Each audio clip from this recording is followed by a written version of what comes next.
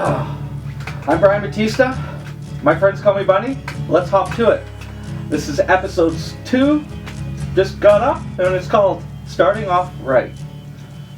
As we begin, I think it's prudent to dispel any myth of glitz or glamour, romantic ideas anyone might have about an artist's life. I won't candy coat it.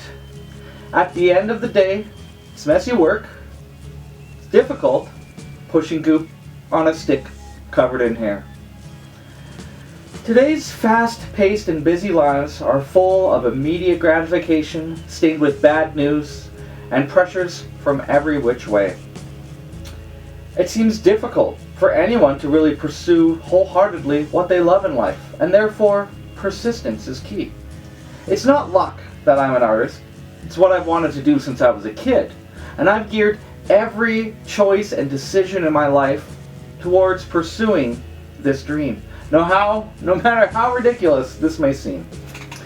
Well, the same goes for talent. At age 7, I may have been talented, but 30 years later, it's a skill that I've developed through my choices.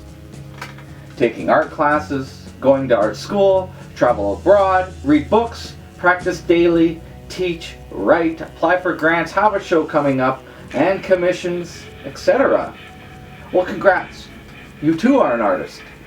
Now forget any financial security, a social life, health benefits, travel, holiday bonuses, vacation pay, any type of security. You're pretty much on your own now. Good luck. In order to do what you love as much as possible, you need to treat it like an obsession.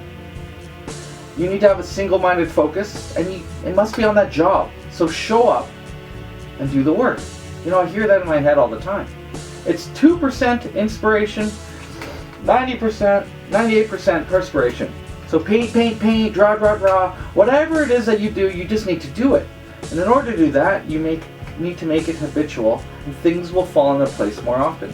I have a routine and keep organized. And doing that gives me more room to do what I want to do in life. Time is of the essence, since we only have a limited amount in our lives. In my world, no 2 days are the same. I have to be open enough to ride the wave of spontaneity while not losing my mind and losing sight of the goals, while keeping some semblance of a plan together. I'm a morning person. I get up early in order to beat the sun. I wake up with the goal to get everything done as soon as possible. And so, I do more before noon than most do in their entire day. That way I can get more time in the studio. In order to do that, I go to bed earlier if I can. So when I get up, I take a sip of water, and then I write my morning pages. I learned this from the Artist Way. Here's just a few of them. Current one I'm doing right now. My Little Pony, given to me by a friend, because friendship is magic. This will help block creativity. It's a morning puke. It's my daily routine. I get all the words out, anything blocked, feelings, pressures, repressions, even my dreams. I write them down, close the book, and then I get out of bed. And I've been doing these at least for sure since the early 90s, because I've got some here from then. And it turns out I've been doing them in school. They teach you to journal all the way since growing up. But I never read them. And it's a record of continuity, and it may be fun down the road to look back and see who I was in the past, contrast and compare. But for the obviously bad years, I just throw the whole book in the fire, at the temple, burn. I think it's important just to read, close it, and leave it, and get on with your day. And then I can hop out of bed, and then I make it right away, because it's so much better later getting into a made bed. I have other parts to my early morning routine, which can be summed up as shower, shit, and shave. You feed the pets, put away dishes. You basically get done all the necessary stuff right away, so you don't have to think about it. It doesn't take any real estate in your mind, and you can get on with your day. But you need to ensure to give yourself enough time to do this, and that you're not rushing out the door. And that way, you're calm, collected, and happy. And it's not until after I get everything in order do I even consider looking at my phone or computer.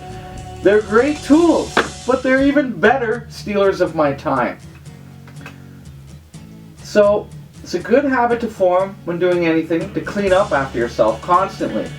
And then you don't have that big pile, that never seems to end.